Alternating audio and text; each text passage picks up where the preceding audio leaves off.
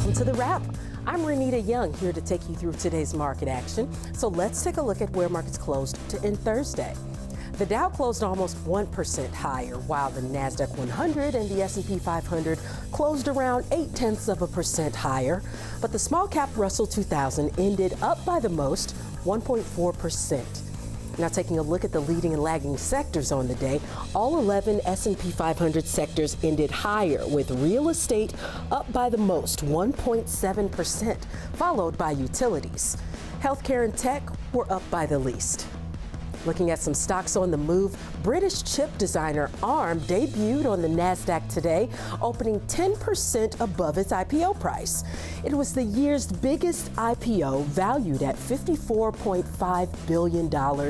It was also the largest debut since Uber's IPO in 2019. Shares closed up today around 25% higher.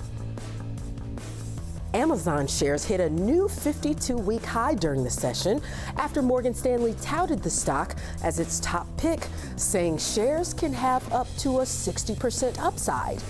The analyst expects Amazon to remain disciplined and ROI focused on forward investments in its grocery business and emerging projects. By the end of the day, shares closed barely changed.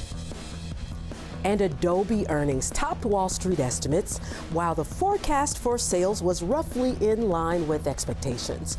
Adobe also announced the commercial version of its Firefly AI, its new generative AI tool. Shares closed down about 0.25%. Let's look at what to watch for tomorrow. Import and export pricing, August industrial production numbers, and consumer sentiment data will be released on Friday morning. That'll do it for The Wrap. I'm Renita Young, and remember to tune in 24/7 to schwabnetwork.com.